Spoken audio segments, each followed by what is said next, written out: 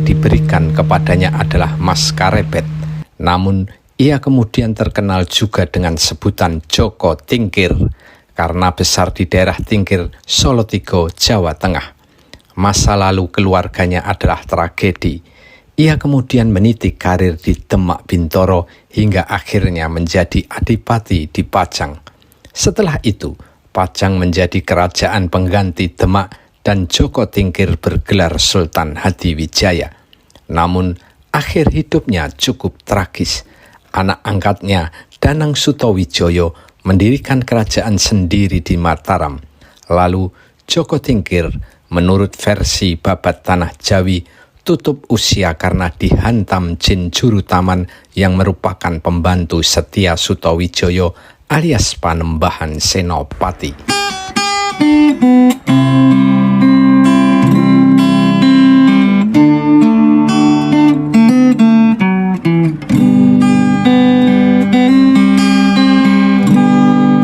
Setelah hancurnya Majapahit pada awal abad ke-16, terutama tahun 1527, kekuasaan di Jawa Tengah dan sekitarnya beralih ke Kerajaan Demak. Namun, di sisi timur Gunung Merapi, terdapat sebuah kadipaten tinggalan Kerajaan Majapahit yang memiliki pengaruh kuat, yakni Pengging. Pengging adalah tanah pemberian Raja Majapahit Brawijaya V kepada Andayaningrat yang sukses menaklukkan Blambangan dan Bali. Ia tewas dalam sebuah pertempuran dan meninggalkan dua putra, yakni Kebo Kanigoro dan Kebo Kenongo. Namun, Kebo Kenongo lah yang meneruskan kepemimpinan di Pengging, sedangkan Kebo Kanigoro memilih bertapa di Gunung Merapi dan dikisahkan meninggal dunia di sana karena terbakar kawah. Kebo Kenongo merupakan murid Syekh Siti Jenar, ulama yang dianggap bid'ah oleh Demak. Kebo Kenongo alias Ki Ageng Pengging bersama Ki Ageng Butuh, Ki Ageng Ngerang, dan Ki Ageng Tingkir merupakan murid utama Syekh Siti Jenar dan telah berikrar dalam ikatan persaudaraan rohani. Karena dianggap bid'ah, Syekh Siti Jenar akhirnya dihukum mati, sedangkan murid-muridnya dianggap sebagai ancaman oleh Demak. Terlebih lagi, Kebo Kenongo yang menguasai Pengging dianggap akan mengganggu kekuasaan Demak. Demak beranggapan ing Pengging tilas kabupaten sarta kapernah santono dening Sultan Demak, mbok menawi amikir sumejo jumeneng ratu. Artinya, Pengging bekas kabupaten, lagi pula ia masih kerabat Sultan Demak, mungkin ia berpikir menjadi raja. Maka Kesultanan Demak di bawah Raden Patah memanggil Kebo Kenongo 2 kali untuk menyatakan ketaatan dan pengabdian kepada Demak. Namun Kebo Kenongo atau Ki Ageng Pengging menolak ke Demak, sedangkan 3 saudara rohaninya, Ki Ageng Tingkir, Ki Ageng Ngerang, dan Ki Ageng Butuh sudah bersedia tunduk kepada Demak. Pengging pun tegang, sementara istri Joko Kenongo alias Ki Ageng Pengging sedang hamil tua. Lalu Joko Kenongo mengumpulkan ketiga saudara rohaninya, Ki Ageng Tingkir, Ki Ageng Butuh, dan Ki Ageng Ngerang ke Pengging dalam sebuah pertunjukan wayang beber. Pada pertunjukan wayang itu, istri Ki Ageng Pengging melahirkan bayi laki-laki. Pada saat itu, ada angin besar yang menerpa layar wayang beber hingga berkelebat dan menimbulkan suara karebet. Maka Ki Ageng Tingkir memberi nama putra Ki Ageng Pengging dengan nama Mas Karebet. Karena memberontak kepada Demak dan dianggap murid Syekh Siti Jenar, akhirnya Kesultanan Demak memutuskan hukuman mati kepada Kebo Kenongo. Sunan Kudus bertugas mengeksekusi Kebo Kenongo alias Ki Ageng Pengging. Merasa akan menghadapi hukuman mati, Ki Ageng Pengging memberikan Mas Karebet kepada Ki Ageng Tingkir untuk dirawat. Setelah tumbuh dewasa, Mas Karebet lebih populer dengan sebutan Joko Tingkir.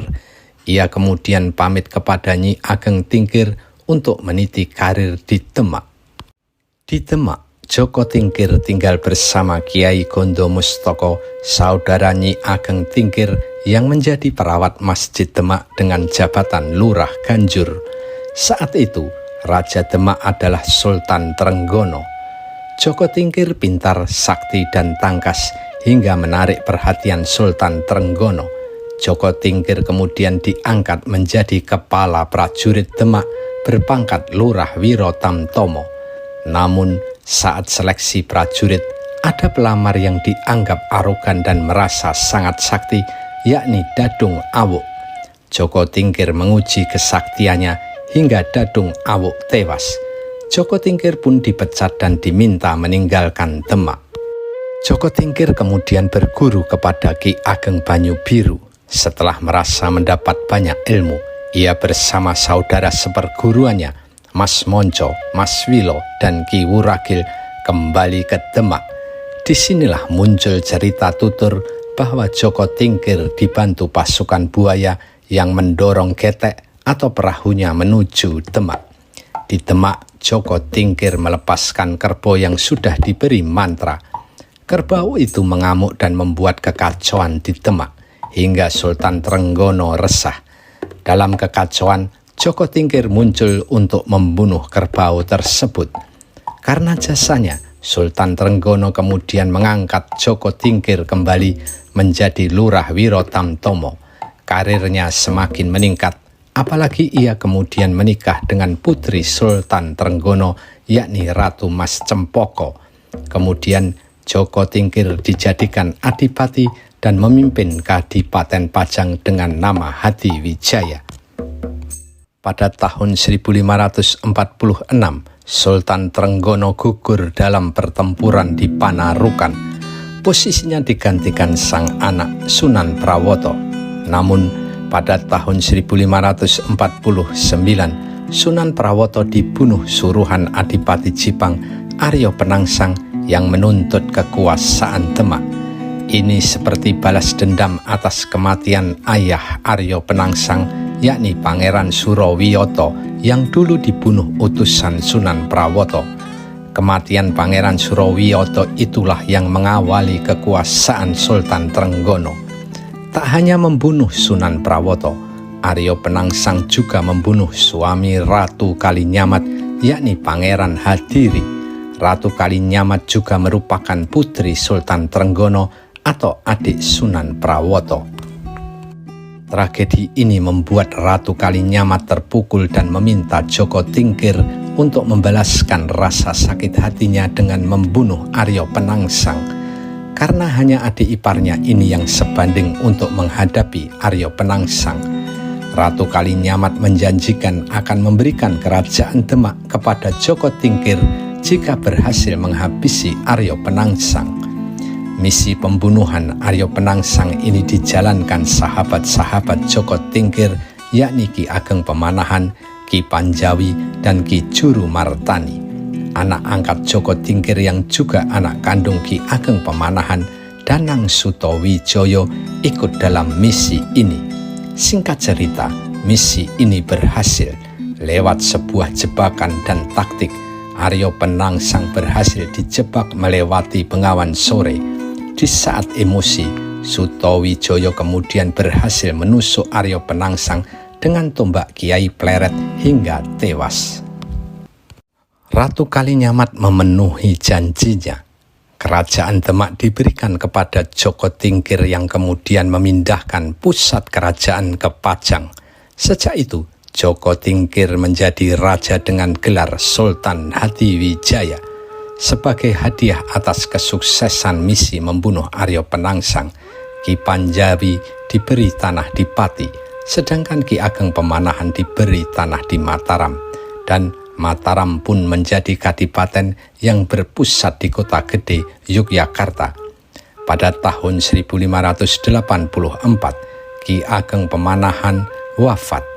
Pemimpin Mataram digantikan putranya Danang Sutowijoyo dan bergelar Panembahan Senopati. Di masa kekuasaan Danang Sutowijoyo di Mataram, pemberontakan kepada Pajang pun mulai dilakukan. Ia mencegat upeti dari Kedu dan Bagelen untuk kerajaan Pajang agar diberikan kepada Mataram. Bahkan Danang Sutawijaya kemudian mengembangkan Mataram sebagai kerajaan. Ini yang membuat Sultan Hadiwijaya marah, kemudian mengirim pasukan ke Mataram. Namun konflik dengan anak angkat itu tak berlarut-larut menjadi perang besar karena pasukan Pajang kemudian ditarik mundur. Pada tahun 1586, Panembahan Senopati memproklamirkan Mataram sebagai kerajaan. Setahun kemudian, 1587, Sultan Hadiwijaya alias Joko Tingkir meninggal dunia. Dikisahkan Sultan Hadiwijaya meninggal dunia karena sakit.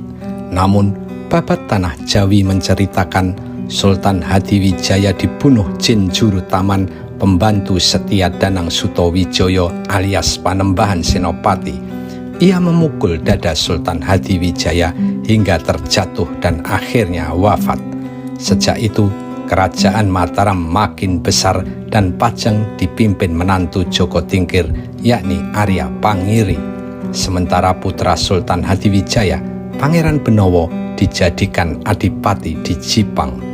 Tak terima hanya dijadikan adipati, Pangeran Benowo kemudian bersekutu dengan Panembahan Senopati dan berhasil mengalahkan Arya Pangiri serta merebut Pajang pada tahun 1588.